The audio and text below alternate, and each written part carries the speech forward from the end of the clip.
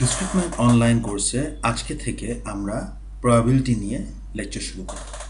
Probability theory computer science এবং ম্যাথমেটিক্সের অত্যন্ত important একটা অংশ। আমরা এর আগে যখন একটা লেকচারে অ্যালগোরিদমের পারফরমেন্স অ্যানালাইসিস নিয়ে কথা বলেছি, তখন আমি বলেছিলাম যে একটা প্রবলেমের সলিউশন ইভ্যালুয়েট করার সময় বেস্ট কেস এবং ওয়ার্স্ট কেসের পাশাপাশি আমরা অ্যাভারেজ কেসও দেখি যে অন অ্যাভারেজ এই সলিউশনটার পারফরমেন্স কীরকম। অ্যাভারেজ কেস অ্যানালাইসিস করার জন্য আমাদের প্রবাবিলিটি জানা প্রয়োজন। এছাড়াও কম্পিউটার সায়েন্সের অত্যন্ত গুরুত্বপূর্ণ একটা ফিল্ড আর্টিফিশিয়াল ইন্টেলিজেন্সে এখন অনেক এমফোসিস করা হয় এক ধরনের অ্যালগরিদমের উপর, যেটাকে বলা হয় লার্নিং অ্যালগরিদম। লার্নিং অ্যালগরিদমের আইডিয়াটা হচ্ছে যে এই অ্যালগরিদমগুলো যত ব্যবহার করা হবে, এই অ্যালগরিদম ব্যবহার করে যত প্রবলেম সলভ করা হবে, তত অ্যালগরিদমটা ইমপ্রুভ করবে। এই ধরনের লার্নিং অ্যালগরিদমের পেছনেও আসলে প্রবাবিলিটি ব্যবহার করেই এই কাজটা করা হয়।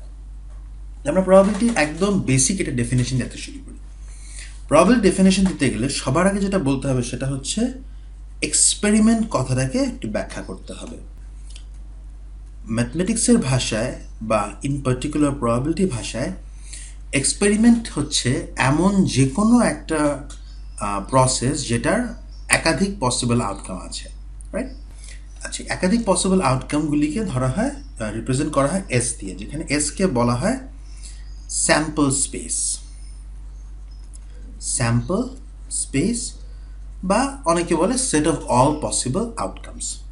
তার মানে একটা এক্সপেরিমেন্টের যদি 10টা আউটকাম থাকে, তো 10টা আউটকাম মিলে হচ্ছে একটা সেট এস, এবং সেক্ষেত্রে সেটের স্যাম্পল স্পেসের সাইজ হচ্ছে 10।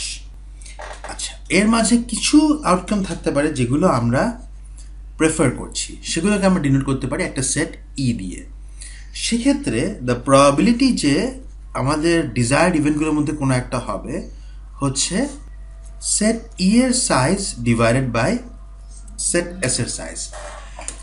আরও রিগোরাসলি বলতে হলে প্রবাবিলিটির ডেফিনেশন হচ্ছে দ্য প্রবাবিলিটি, একটা ইভেন্টের প্রবাবিলিটি হচ্ছে সেই ইভেন্ট কতভাবে হতে পারে সেটা এবং মোট কতগুলো পসিবল আউটকাম হতে পারে সেটার রেশিও।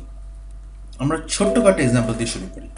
একটা কয়েন টস করা হলো, একটা ফেয়ার কয়েন টস করা হলে সেখানে 2টা আউটকাম আছে, আইদার হেড অথবা টেইল। তাহলে প্রবাবিলিটি ভাষায় বলতে পারি যে স্যাম্পল স্পেস হচ্ছে হেড এবং টেইল, এবং স্যাম্পল স্পেসের সাইজ হচ্ছে 2। এখন যদি প্রশ্ন করি যে এটা প্রবাবিলিটি কত যে একটা কয়েন টস করলে হেড আসবে, তাহলে হেড আসতে পারে কত হবে? একটা কয়েনের যে 2টো সাইড আছে তার মধ্যে মাত্র একটা সাইড হচ্ছে হেড। কাজেই আমাদের পছন্দের ইভেন্টটা, আমাদের ডিজায়ার্ড ইভেন্ট ই হতে পারে কেবলমাত্র একভাবে।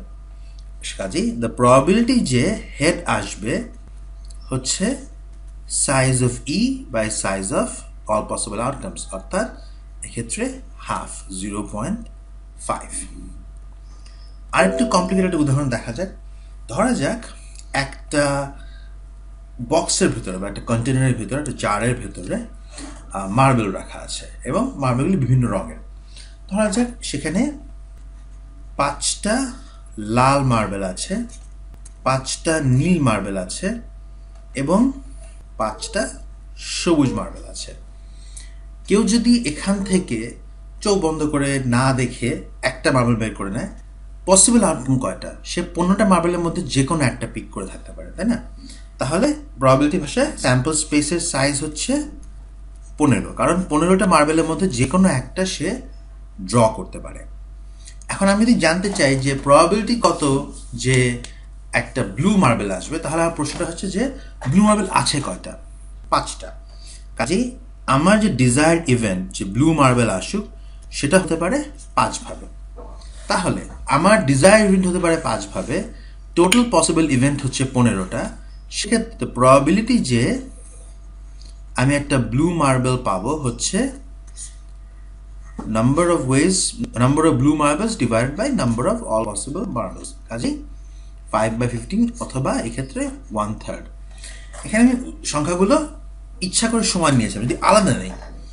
রেড ধরা যাক এখন টোটাল 15টাই আছে, কিন্তু আমি একটু ভাগ করে দিই।